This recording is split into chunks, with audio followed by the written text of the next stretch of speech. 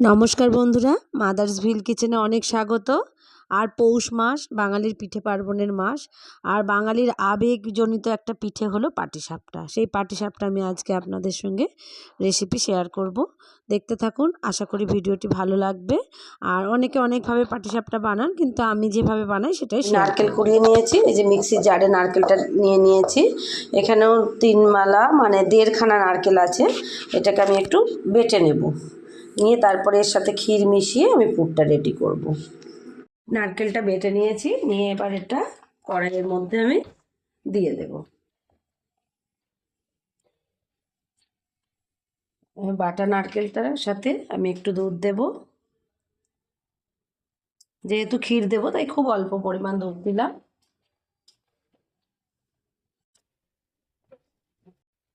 এটা চারটা আমি আপাতত গুঁড়ো করি একটা প্লাস্টিকের মধ্যে ঢুকিয়ে, আর নোড়া দিয়ে থেতো করলেই সেটা মোটামুটি একটু মেল্ট হয়ে গুঁড়ো হয়ে যাবে। সেটাকে এখানে দিলে মেল্ট হয়ে যাবে। আর মিষ্টির পরিমাণটা বুঝে আমি দিয়ে দিই। আবার দুধ পুলির মধ্যেও দিতে হবে, একটু এক্সট্রা হয়ে গেলে অসুবিধা নেই।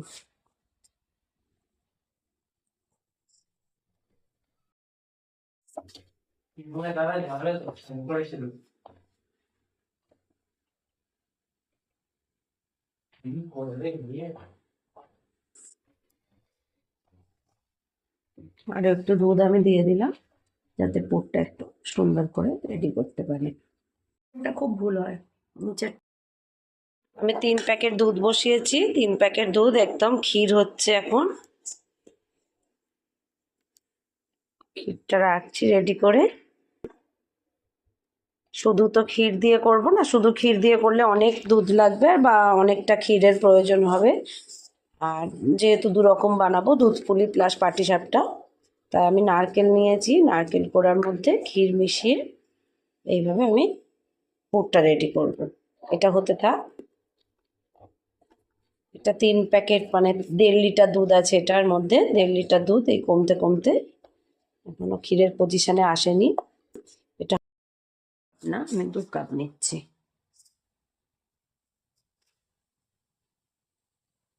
আমি 2 কাপ নিলাম চালের গুঁড়ো। এর মধ্যে 1 কাপ দেব ময়দা।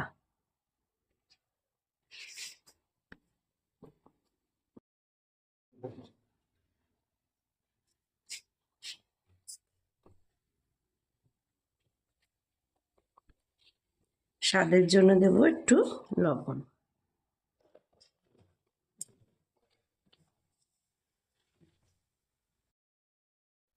দেব অল্প একটু মিষ্টি। এখানে আমি চিনি দিলাম, কারণ লিকুইড গুড় থাকলে গুড় দিতে পারেন, কিন্তু ওই পাটালি গুড়কে তাহলে গালিয়ে দিতে হবে।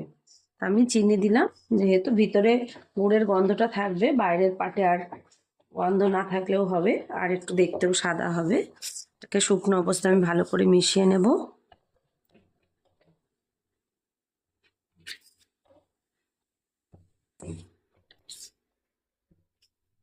দিয়ে আমি এটা উষ্ণ গরম জল দিয়ে ব্যাটারটা গুলে নেব।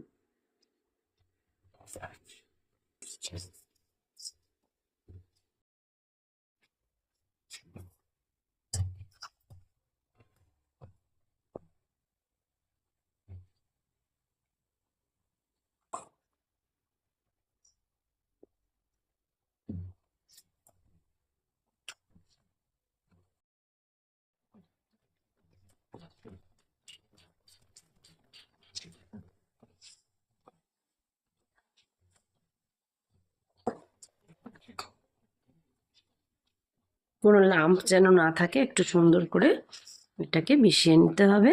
নিয়ে বেশ কিছুক্ষণ রেখে দিলে তাহলে চিনিটা গলে যাবে।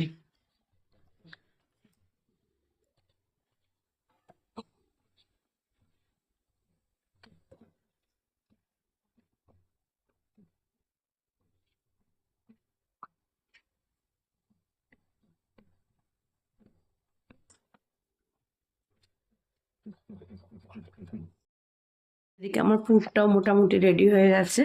এবার আমি পুরটাকে বন্ধ করে দেব। খুব বেশি পাকের দরকার নেই।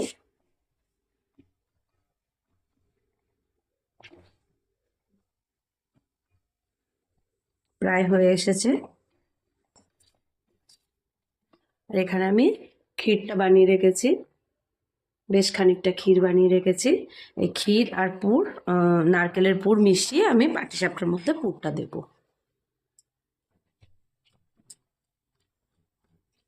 আপনারা চাইলে শুধু ক্ষীর দিয়েও করতে পারেন, আবার শুধু নারকেলের পুর দিয়েও করা যায়।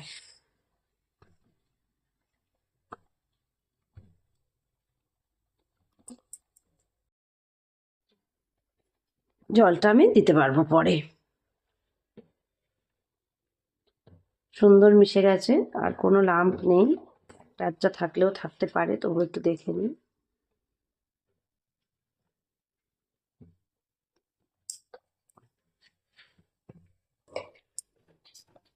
এটা আমি এখন ঢাকা দিয়ে রেখে দিলাম।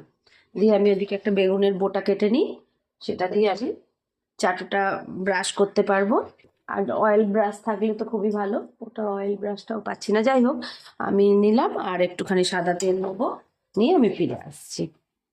একটা বেগুন নিলাম, বেগুনের বেশ সমান করে এটা কেটে নিলাম। এটা দিয়ে আমি ব্রাশের কাজ করি, জাস্ট সাদা তেল। আর পাটিসাপটাটা আমি ঘি দিয়েই রেডি করব, যার জন্য এখানে জাস্ট শুধু সাদা তেল নিলাম, এর মধ্যে আর ঘি মেশাচ্ছি না। তেজপাতা নিলাম, লাগবে কিনা জানি না, ননস্টিক প্যান, গড়িয়ে দিলে অনেক সময় হয়ে যায়, আর না হলে এটা তো রইলই। চাটু বসিয়ে দেবো এবার। চাটু গ্যাসে রেখেছি, এখনো গ্যাসটা অন করিনি আমি। কিছুটা নারকেল নিলাম, আর কিছুটা ক্ষীর নিলাম।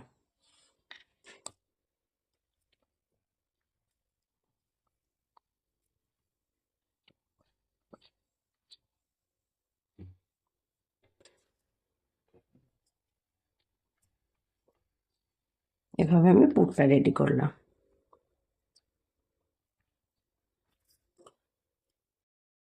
অন করে দিচ্ছি। খুব হাই ফ্লেম দেবো না, মোটামুটি মিডিয়াম ফ্লেম থাকবে। এবার এগুলো আমি একটু সরিয়ে দিই, জাস্ট একটু তেলটা দিয়ে দিলাম।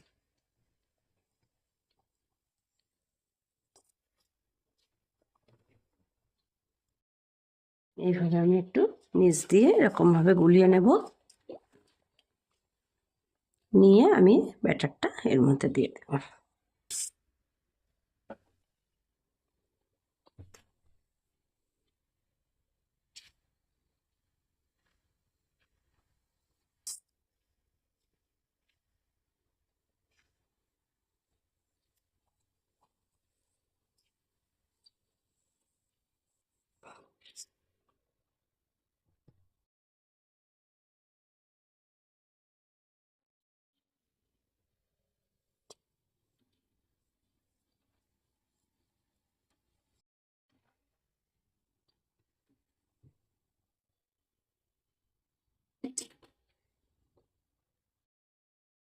পুরটা এরকম আমি এক ধার থেকে দেব,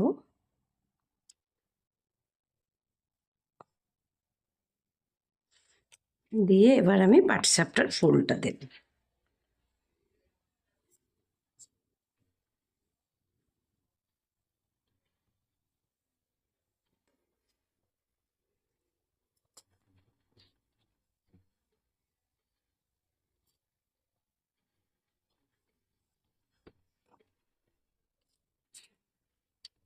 আমি এখন এটা ঘি দিয়ে ভাজবো না বন্ধুরা, বেশ 3-4টে একসাথে হয়ে যাবে, তারপরে আমি চাটুতে নিয়ে ঘি দিয়ে ভাজবো।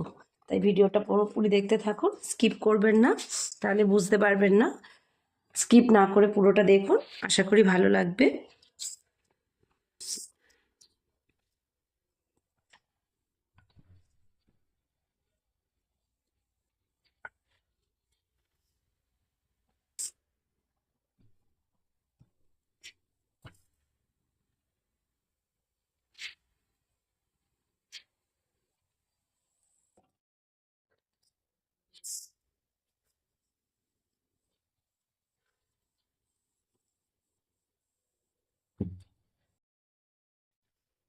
যে তেজপাতাটা আমি ইউজ করছি সেটা এরকম জলের মধ্যে রাখবো যাতে নরম থাকে জিনিসটা, তাহলে ভালো টানা যাবে।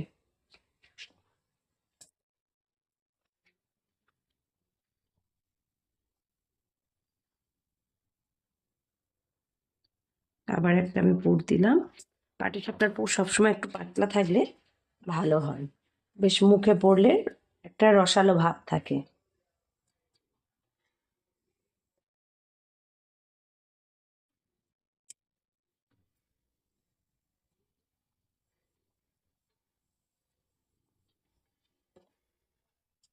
এই যে বন্ধুরা, আমার দুটো পাটিসাপটা হলো। ভিডিও লেন্দি হয়ে যাচ্ছে তাই তিনটে বানিয়ে, আমি 3 পিস বানিয়ে এটা ঘি দিয়ে আমি ভেজে দেখিয়ে দিচ্ছি। ঘি নেবো এরকম নিয়ে, এরকম মাঝখানটা দিয়ে দিলাম।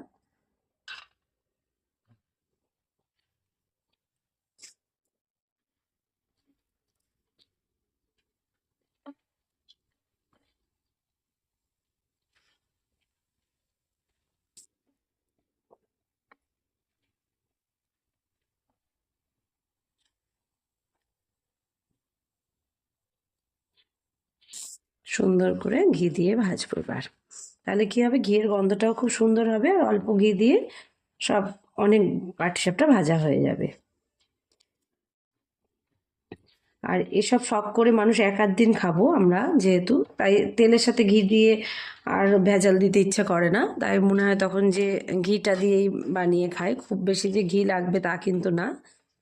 আর প্রত্যেকটা আলাদা আলাদা করে যদি ঘি দিয়ে ভাজতে হয় সেক্ষেত্রে অনেকটা ঘি তখন লাগে।